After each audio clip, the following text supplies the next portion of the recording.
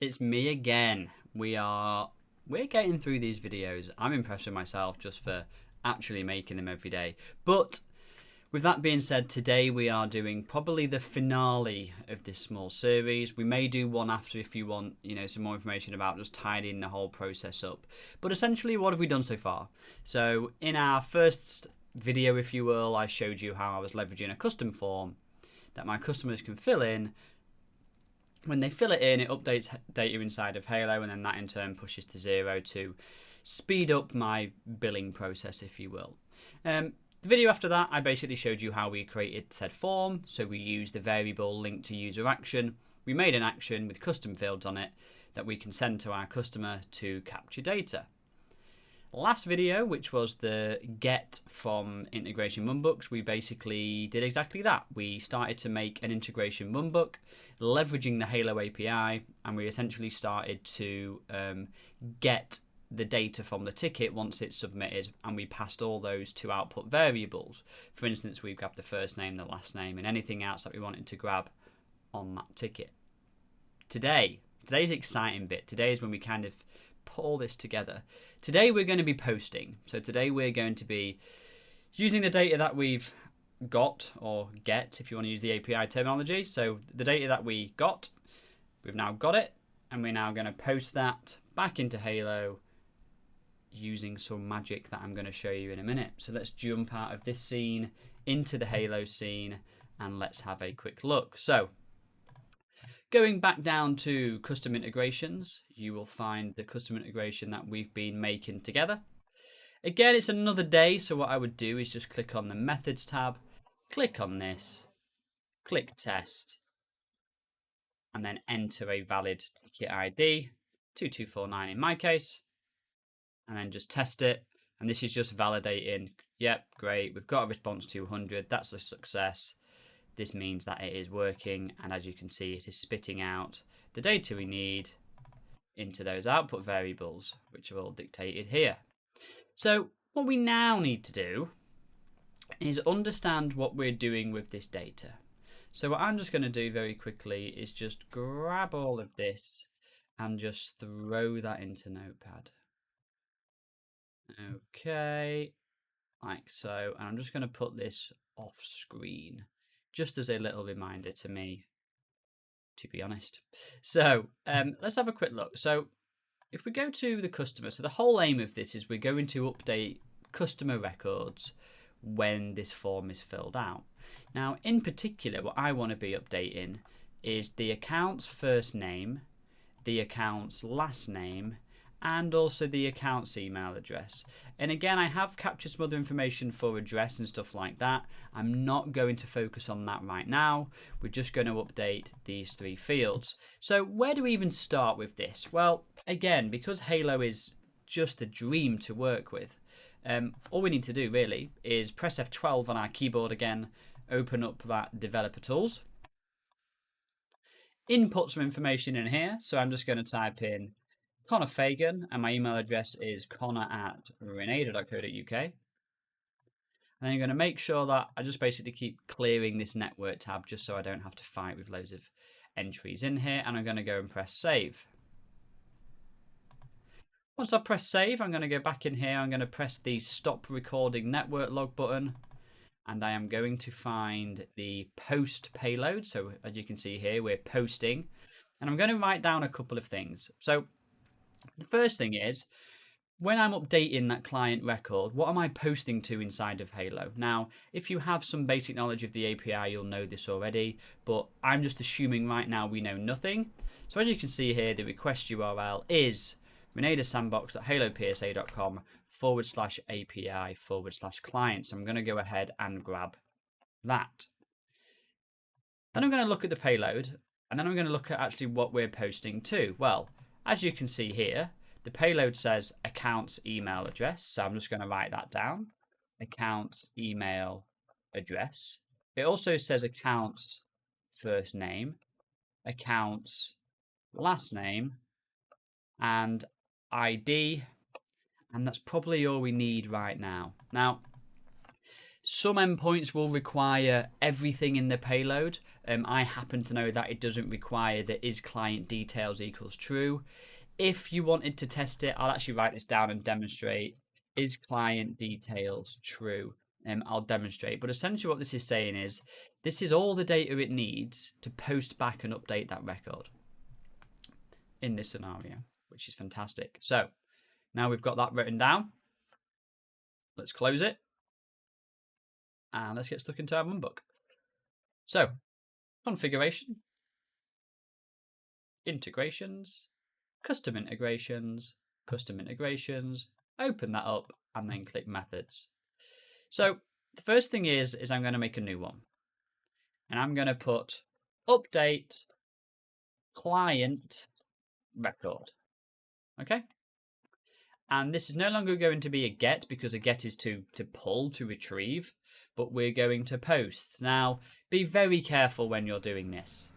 Like, very careful when you're doing this, because again, you're now writing raw data back into Halo. And if you don't exactly know what you're doing, you could be changing stuff all over the place. So just be careful with it. I do recommend, even just signing up for a trial for a few days if you want to just test this out, rather than doing this in live production. But again, I'm going to hold your hand. We're going to make sure this is super safe. But just bear in mind, even I'm in a sandbox environment right now when I'm testing all this stuff. We're going to use the integration HaloPSA YouTube integration. The reason is because I'm posting back to the same endpoint. So I'm posting back to Halo, basically. If I actually wanted to post and create a user in PAX8, what I would do is I would change this integration and I would select PAX8 if I set it up. And then what I'm about to configure now, you would have to make sure is configured in a way that PAX8 understands it. We'll probably do another video very, very shortly on how this all works. But for now, I'm going to leave that. Now, if you remember a second ago when we did the updating of the client record, it told us that it was the renadaSandbox.halopsa.com/API/client that we copied. So we're just going to paste that into the post box up the top. And then in the body, we saw the JSON in the developer console. And we basically need to replicate that inside of Halo. So whenever you're writing a JSON response, start with the square brackets. And then I'm just going to validate this, but I'm pretty sure I'm about to say it's accurate. Yep. And then we need to start with the curly brackets. Again, I'm not a developer or a coder or an API nerd. I just have figured this out with painful hours. So that's the starting foundation. So if you remember, when we did a post a minute ago, I'm not sure if I've still got it open. I probably don't because I'm a silly goose. No, I don't. But we had those boxes. We had those variables. We had accounts email address, accounts first name. So what I'm going to do is just literally copy that straight into this JSON body. Now, what we need to make sure we do is put all these in apostrophes at the start and at the end. Now, not too important because there is no spaces, but again, just really good practice to put all these into apostrophes. We're then going to put a colon at the end. Colon, and colon. Probably shouldn't put the space, to be honest. Let's get rid of the space. I don't think it matters. And then we're also going to put an apostrophe at the end of the top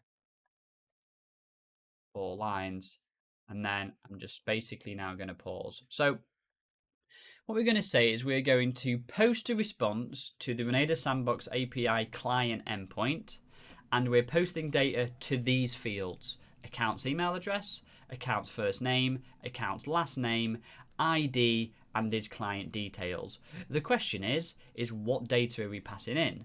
Well, in the last video we captured all of the data we need in the first GET response. So what we need to do is just post that data back.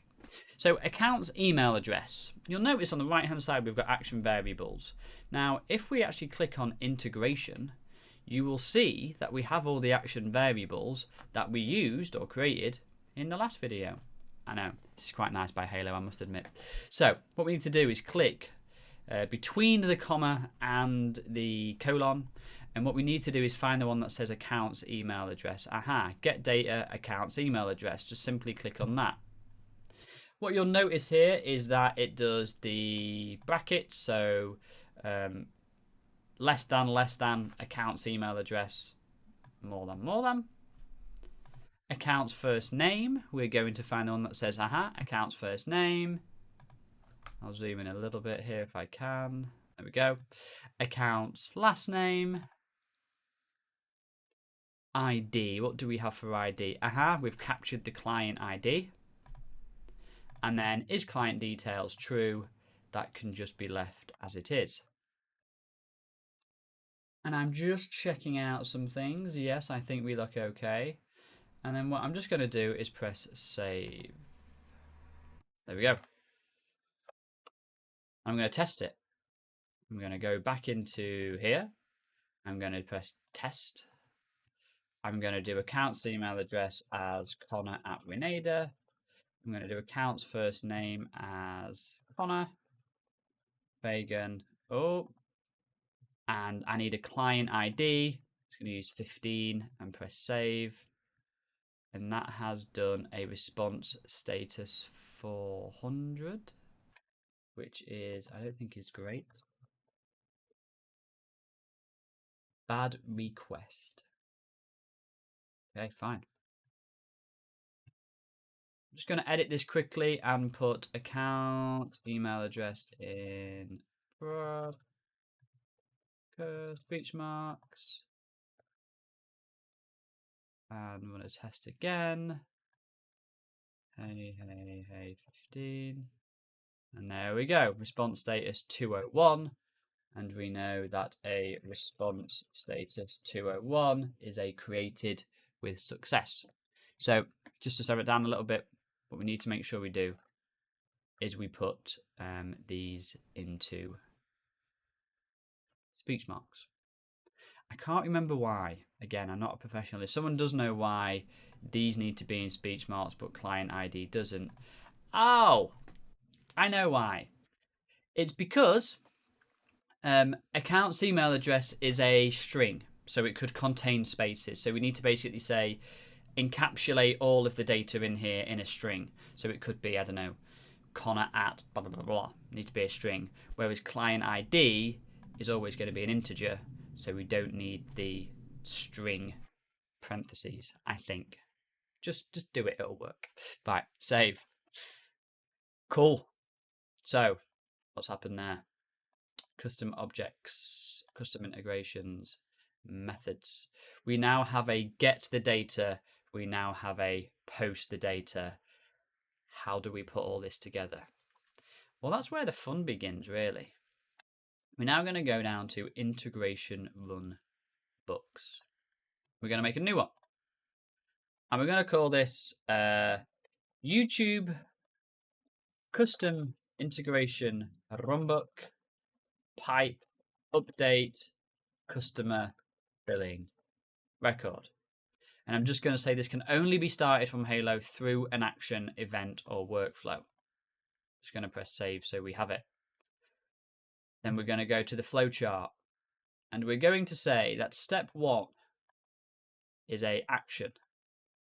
We are going to execute an integration method, and we are going to get data from a ticket. And press save. I'm going to say, it then says successful, move to step 2. Now I'm going to say, if that is successful, I want to run another action, and I want to update the client record and press save. Let me just fix this rat's nest out. Then I'm going to say, if successful, move to step 4. Step 4 is end with the result success. Unsuccessful, which is step 5, I'm going to say is an end, failed, retry from start, and the same on step 3 over here. So super simple. I'm going to say when I run this integration runbook, I want to get this data from the ticket, and I want to post this data to the client record. Let's try it, shall we? Let's make an action. tickets and actions, and I'm going to call this test runbook. And under the system use, I'm going to say start a webhook or queue an integration runbook. And I want to queue the webhook integration YouTube custom integration runbook. And then I'm going to go ahead and press save. I'm going to go to a workflow. In my case, the MSP opportunity workflow. And I'm going to add that at any stage in the workflow, just while we're testing it. And then I'm going to press save.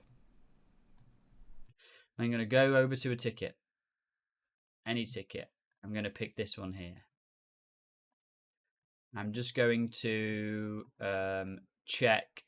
So currently, if I go, let me just create this as a customer very quickly.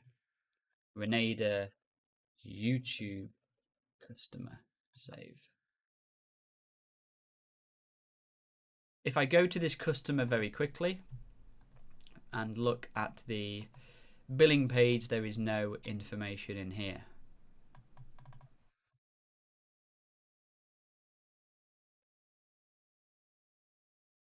So we test this runbook together and see what happens. This is the first time we're doing this, so it's probably going to fail, but cross your fingers. So what we would typically do now is we would capture the information. Once that information comes back as a part of the workflow, we would run this test runbook. In this scenario, I'm just assuming we've already done the first bit, and now we're just testing the runbook part of this puzzle, which should hopefully change the account's first name to first name, the account's last name to last name. I'm just going to do email address at address.com. Let's test it. I'm going to press the button test runbook, and I'm going to go and press save. The runbook has been queued. Just going to refresh the screen because that should run pretty quick. Oh, it's been queued. What you can always do is go to configuration, custom objects, custom integrations, integration runbooks, and we can click on it and you can always see the log. If I click on the log, I can see that it's run its first part, which is the get, and the response it got in that get was basically all of this, okay, and then the update client record, it's told me that it's posted email address as email address, first name under first name, last name under last name, and ID to ID against the ID or the client ID of 22. So if I now go to the customer with the ID of 22, we should now see that it has written the email address here. But what it hasn't done is updated the first name, which is interesting. Why?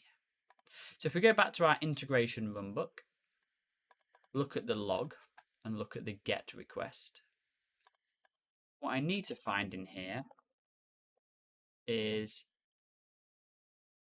first name has the value. Okay, fine. What did it post back? It posted back first name.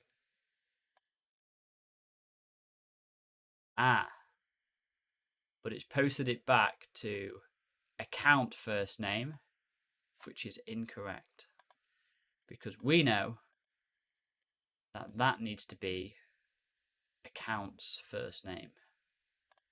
So if we just run back to our custom integrations and our methods, update client records, in the body, I need to edit this and make sure that this is account's first name, not account first name. If we run that again,